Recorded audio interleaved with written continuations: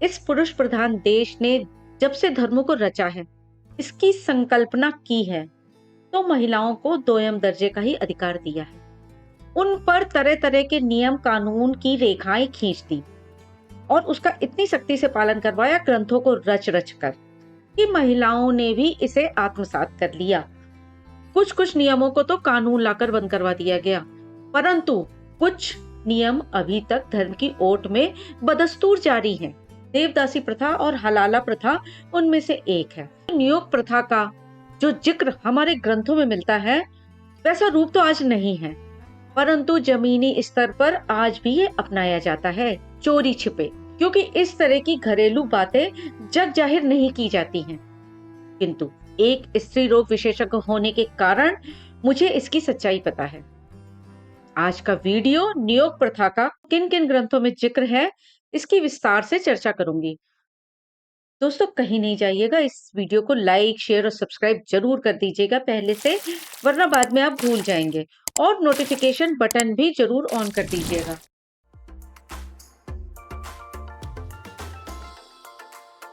नमस्कार दोस्तों, डॉक्टर मूक नायिका में आप सबका स्वागत है, अभिनंदन है। वैसे तो जो मेरा धर्म नहीं है उस पर मुझे उंगली उठाने का कोई हक नहीं, क्योंकि जब हम एक उंगली किसी दूसरे की तरफ उठाते हैं तो बाकी की उंगलियां हमारी तरफ उठी होती हैं। लेकिन बात जब महिला से ताल्लुक रखेगी तो मेरा पूरा हक है उस पर बोलने का, आपत्ति जताने का। धर्म चाहे कोई भी हो, देश चाहे कोई भी हो, सब में पुरुष का ठरकपन और नारी को एक भोग की वस्तु समझना दिखाया जाता है। देवदासी प्रथा और स्तन कर पर एक डिटेल वीडियो बना चुकी हूँ, आप उसे जरूर देखें, आपके रोंगटे खड़े हो जाएंगे देखकर। हलाला प्रथा इस्लाम धर्म का एक विशेष अंग है। पति यदि अपनी पत्नी को 3 तलाक चाहे एक साथ दे दे या कुछ समय अंतराल में दे, उसका निकाह यानी कि शादी खारिज मान ली जाती है। बड़ा बेतुका सा लगता है ना सुनकर। पति पत्नी का झगड़ा हुआ किसी मामूली या फिर किसी बड़ी बात पर, पति ने खट से तलाक तलाक तलाक बोल दिया, लो जी हो गया काम तमाम।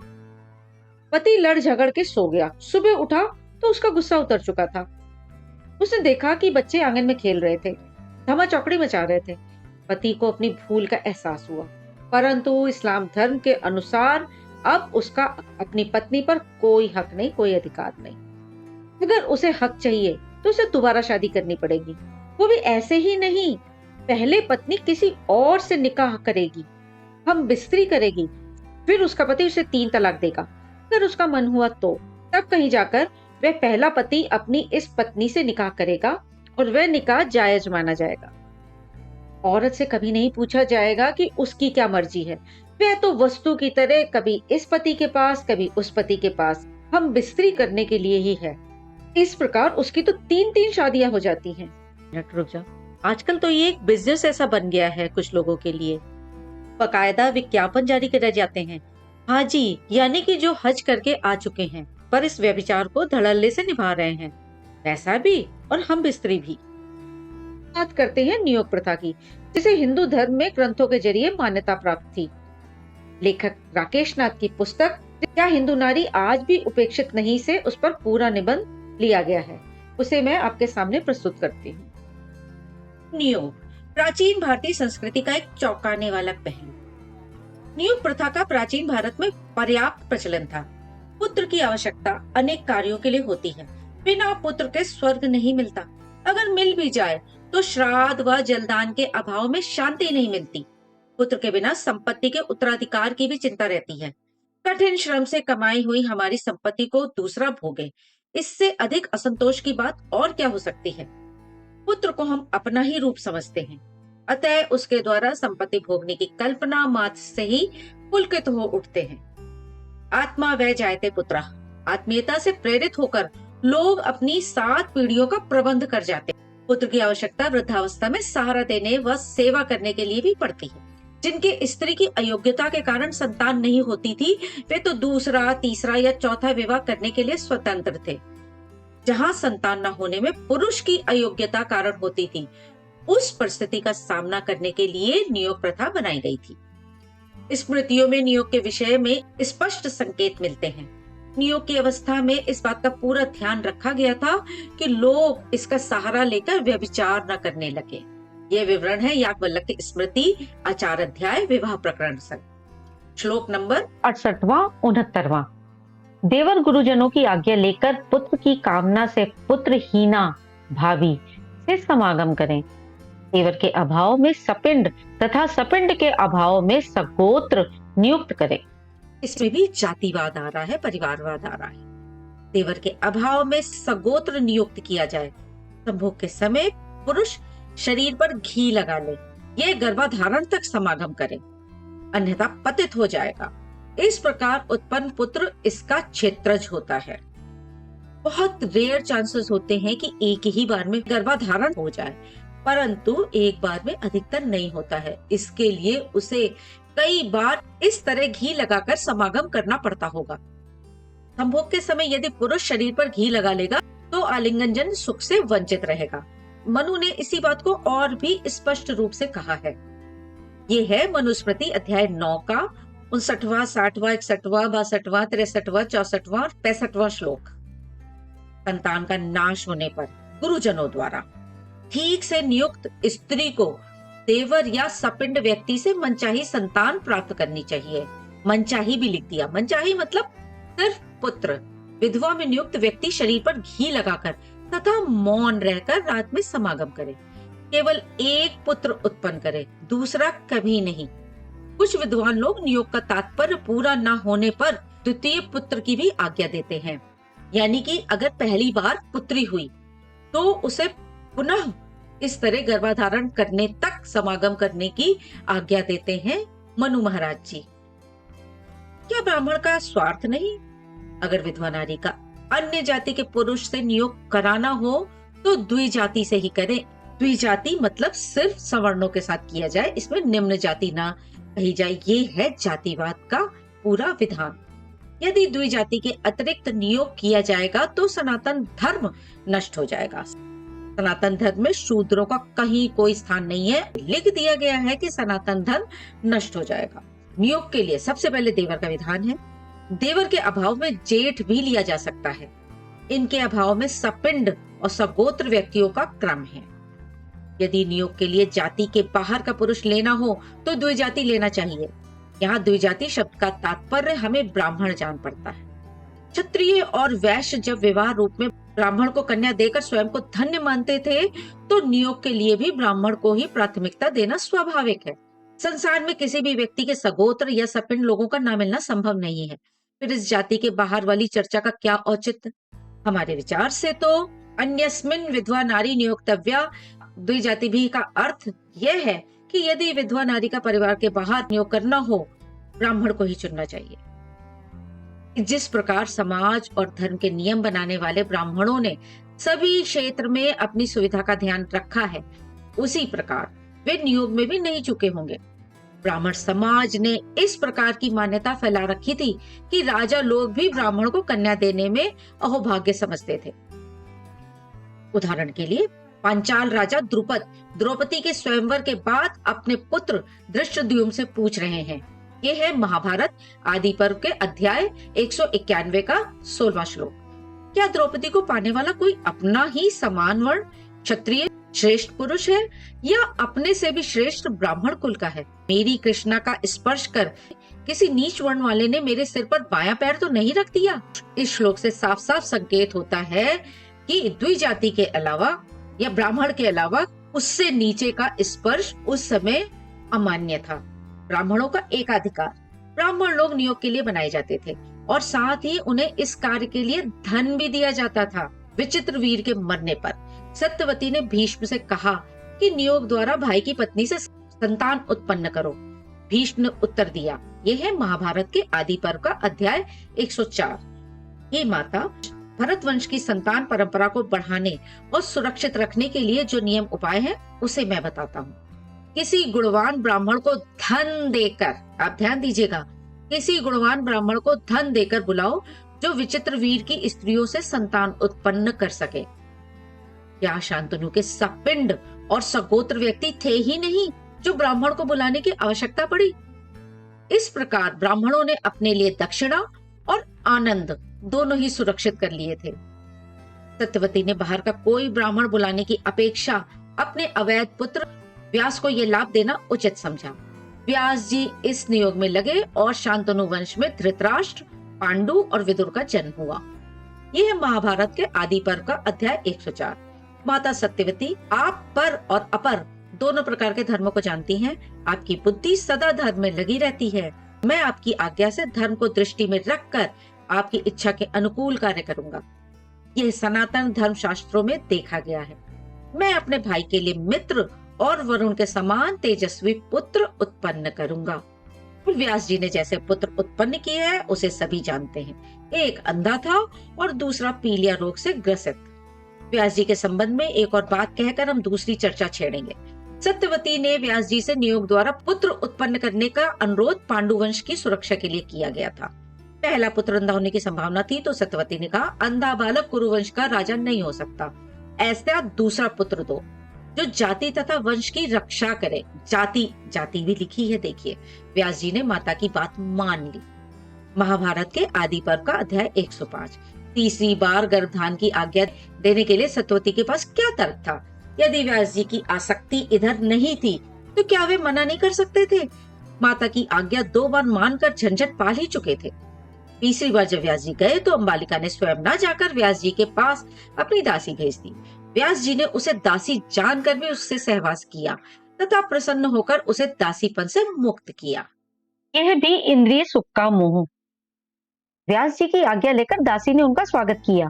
क्या वे दासी को मना नहीं कर सकते थे? फिर उन्हें नियोग करना था कुरुवंश की रक्षा के लिए। भला एक दासी का पुत्र कुरुवंशी कैसे हो जाता? उसकी माता या पिता कोई भी उस वंश का नहीं था। व्यास जी ने उन्हें स्वीकार किया, उसके साथ सहवास से तुष्ट हुए और दासीपन से मुक्त होने की घोषणा कर दी। क्या यह सब सिद्ध करता है कि इस नियोग में व्यास जी को आकर्षण अनुभव नहीं हुआ? जब व्यास जी जैसे वृद्ध और विद्वान व्यक्ति भी नियोग के समय इंद्रिय सुख से अछूते नहीं रहे, तो ऐसा कौन सा ब्राह्मण हो सकता है जो इंद्रियों पर संयम करके कर्तव्य रूप में इधर लगे? फिर यह मानने में क्या बुराई है कि ब्राह्मणों ने यह नियम इंद्रिय सुख और दक्षिणा के लालच में चलाया? दूसरा प्रमाण भी आप देखिए कि नियोग के लिए विधान चाहे देवर सपिंड आदि का रहा हो, लेकिन प्रचलन ब्राह्मणों को ही नियुक्त करने का था। ऋषि के शाप के कारण जब पांडु संतान उत्पन्न करने में अशक्त हो गए तो उन्होंने अपनी पत्नी कुंती से कहा। यह है महाभारत के आदि पर्व के अध्याय 121 का चौथा, पांचवा, छठा, सातवां और 8वां श्लोक। सज्जन लोग इसी को प्राचीन धर्म कहते हैं। व्यक्ति अपनी पत्नी से जो बात कहे उसे अवश्य पूर्ण करना चाहिए, वह बात धर्म के अनुकूल हो चाहे प्रतिकूल। विशेषतया ऐसे पति की बात अवश्य माननी चाहिए जो पुत्र की लालसा रखता हो और स्वयं पुत्र उत्पन्न करने में असमर्थ हो। मैं पुत्र का मुख देखने को उत्सुक हूँ। तुम मेरी आशा से तपस्या में बढ़े चढ़े किसी ब्राह्मण के साथ समागम करके गुणवान पुत्र उत्पन्न करो। इस प्रकार मैं तुम्हारी कृपा से पुत्रवानों की गति पा जाऊंगा। पांडु ने तपस्वी ब्राह्मण का नाम क्यों लिया? उसका तो बड़ा भाई भी था और छोटा भाई भी। ये उद्धरण सिद्ध करता है कि क्षत्रिय लोग नियोग के लिए ब्राह्मणों को ही बुलाते थे। ऐसे ही एक तीसरा उदाहरण है दीर्घतमा ऋषि का। ये आता है महाभारत के आदि पर्व के अंतर्गत संभव पर्व में भीष्म सत्यवती संवाद अध्याय 104। दीर्घतमा ऋषि को उनके पुत्रों ने बांधकर गंगा में डाल दिया। वे बहते बहते काशी पहुंचे। वहां उन्हें काशी नरेश बलि ने निकाला। जब बलि को दीर्घतमा का परिचय मालूम हुआ तो उन्होंने पुत्र के लिए कहा। बलि बोले, मुझे संतान मिल जाए, इस उद्देश्य से आप मेरी पत्नी के धर्मार्थ कुशल पुत्र उत्पन्न करें। उन तेजस्वी ऋषि ने राजा बलि का प्रस्ताव मान लिया। राजा ने अपनी पत्नी सुदेशना उनके पास भेजी। वह देवी सुदेशना दीर्घतमा को अंधा और बुढ़ा समझकर नहीं गई, अपितु उसके पास अपनी धाय भेज दी। उन धर्मात्मा दीर्घतमा ने उस शूद्रा से काक्षीवद आदि 11 पुत्र उत्पन्न किए। एक आध पुत्र नहीं, 11 पुत्र उत्पन्न किए। एक बार उन काक्षीवद आदि पुत्रों को पढ़ाते हुए देखकर राजा ने उन ऋषि से पूछा, ये बच्चे मेरे हैं? ऋषि बोला, नहीं, ये बच्चे आपके नहीं, मेरे हैं। इन काक्षीवद आदि को मैंने शूद्रा से उत्पन्न किया है। तुम्हारी रानी सुदेशना ने मुझे अंधा और बूढ़ा जानकर मेरा अपमान किया और मुझे ये शूद्रा धाय दे दी। फिर बलि ने उन श्रेष्ठ को पुनः प्रसन्न किया और अपनी पत्नी सुदेशना उनके पास भेजी। दीर्घतमा ने उस देवी के अंगों को छूकर कहा, तेरे दिव्य शक्ति वाले तेजस्वी पुत्र उत्पन्न होंगे। यह कथा सुनकर भीष्म जी सत्यवती से कहते हैं, इसी तरह ब्राह्मणों ने क्षत्रिय नारियों के उदर से अन्य धनुषधारी, धर्मज्ञ, वीर्यवान एवं महाबली लोग उत्पन्न किए हैं। यह सुनकर हे माता, आप जो चाहे वह करो, जानते हुए कि मेरे पास आई नारी रानी नहीं उसकी धाय है, वह संभोग करते रहे। उससे एक नहीं 11 पुत्र हो गए। ना तो राजा ने मना किया, ना दीर्घतमा ने ही विराम लेना उचित समझा। सारी बात मालूम होने पर जब राजा ने दूसरी बार सुदेशना को भेजा तो ऋषि जी ने उसके अंगों को छूकर देखा। इसका क्या मतलब? क्या नियोग में यह विधान भी है कि संभोग से पहले नारी के अंग देखकर आनंद लिया जाए? स्मृतियों और धर्म शास्त्रों के वचनों की उपेक्षा करके नियोग के लिए ब्राह्मण क्यों ग्रहण किए जाने लगे, इसका संकेत महाभारत में मिलता है। इन ऊंचे नीचे अस्त्रों से महात्मा भार्गव अर्थात परशुराम ने 21 बार धरती क्षत्रिय रहित कर दी। इससे सभी क्षत्रिय नारियों ने चारों ओर से एकत्र होकर वेदज्ञ ब्राह्मणों के संयोग से संतान उत्पन्न की। वह संतान उन ब्राह्मणों की नहीं अपितु उन क्षत्रिय नारियों स्वर्गीय पतियों की कहलाई, क्योंकि वेदों में पुत्र पाणी ग्रहण करने वाले अर्थात पति का ही निश्चय किया गया है। इस प्रकार लोक में बाद में भी ब्राह्मणों के संयोग से क्षत्रियों की उत्पत्ति देखी गई है। स्वामी दयानंद सरस्वती ने अपनी पुस्तक सत्यार्थ प्रकाश के चतुर्थ समुल्लास में नियोग प्रथा का विस्तार पूर्वक पूर्ण समर्थन किया है। उन्होंने वेदों और मनुस्मृति के प्रमाण उपस्थित करके इसकी वैधता प्रतिपादित की है। गौतम धर्म सूत्र में लिखा है, ये गौतम धर्म सूत्र के दूसरे अध्याय का 9वें का 4था श्लोक, अर्थात विधवा नारी यदि संतान प्राप्त करना चाहे तो देवर से संभोग करके प्राप्त कर सकती है। गौतम धर्म सूत्र के दूसरे अध्याय के 9वें का 6वां श्लोक, यदि देवर न हो या उससे संतान प्राप्त करने की इच्छा न हो तो इनमें से किसी से प्राप्त कर ले। सपिंड अपनी 7 पीढ़ियों का कोई व्यक्ति, सगोत्र जिनका गोत्र समान हो, सप्रवर एक ही ऋषि को मानने वाले व एक ही ऋषि के वंशज या अपनी जाति का कोई भी व्यक्ति। वशिष्ठ धर्म सूत्र के 7वें अध्याय के 55वें 56वें श्लोक में लिखा है कि विधवा के साथ नियुक्त व्यक्ति को, जो प्रायः उसके मृत पति का भाई होता है, सूर्योदय से 45 मिनट पूर्व अर्थात प्रजापति वाले मंगल मुहूर्त में संभोग करने के लिए जाना चाहिए। मनुस्मृति के 9वें अध्याय का 59वें से 61वें श्लोक में कहा गया है कि संतान ही नारी अपने देवर या पति के सपिंड से पुत्र उत्पन्न कर सकती है। पुत्रोत्पादक पुरुष को एक पुत्र उत्पन्न करना चाहिए। उस पुरुष के शरीर पर घृत यानी घी का लेप होना चाहिए। यही बात बौधायन धर्म सूत्र, याज्ञवल्क्य स्मृति एवं नारद स्मृति में भी पाई जाती है। इन्हीं आदेशों को मानते हुए कौटिल्य ने अपने अर्थशास्त्र में कानून बनाए। उसका कथन है कि बूढ़े एवं असाध्य रोग से पीड़ित राजा को चाहिए कि वह रानी का किसी मातृबंधु या अपने से किसी सामंत से नियोग करवाकर पुत्र उत्पन्न करा ले। एक अन्य स्थान पर कौटिल्य का कहना है कि यदि कोई ब्राह्मण बिना सन्निकट उत्तराधिकारी के मर जाए तो उसकी पत्नी का किसी सगोत्र या मातृबंधु का अर्थ हुआ मामा आदि से नियोग करवाना चाहिए। उससे उत्पन्न पुत्र उक्त ब्राह्मण की जायदाद प्राप्त करेगा। नियोग की यह व्यभिचार नुमा धार्मिक रस्म इंसानी गरिमा के सिद्धांत का भी हनन करती है, क्योंकि इसमें स्त्री को बच्चे पैदा करने की मशीन मात्र ही बना दिया है। तो दोस्तों, आपने देखा कि चाहे इस्लाम का हलाला निकाह हो या हिंदू धर्म की नियोग प्रथा, दोनों ही प्रथाओं में स्त्री के ऊपर पुरुषों द्वारा जो नियम बनाए गए हैं उसे सभ्य समाज में व्यभिचार कहते हैं, यौनाचार कहते हैं। इस्लाम तो एक ठहरे हुए पानी की तरह का धर्म है जिसमें कोई अपडेट करने की गुंजाइश नहीं, चाहे पानी कितना ही सड़ान मार रहा हो। परंतु नियोग प्रथा तो अज्ञानता का प्रतीक मात्र थी। आज साइंस की निरंतर रिसर्च के कारण चाहे पत्नी या पति में कोई खराबी हो, वो बच्चा पैदा करने में असमर्थ हो, तो भी IUI, IVF, सरोगेसी एवं अन्य कई तकनीकों के जरिए अपना बच्चा पा सकते हैं बिना किसी लिजलिजी प्रथाओं के। परंतु अशिक्षा के कारण अभी भी ये जागरूकता कम लोगों में है और ये इलाज भी काफी महंगा है। उम्मीद करती हूँ कि ये सुविधा सरकार खुद सरकारी अस्पतालों में सस्ते दामों में उपलब्ध कराए और इसका प्रचार भी करे दूर दूर गांव तक। दोस्तों, आज की मुलाकात बस इतनी। फिर मिलेंगे किसी नए टॉपिक के साथ। धन्यवाद। अपना ध्यान रखिए।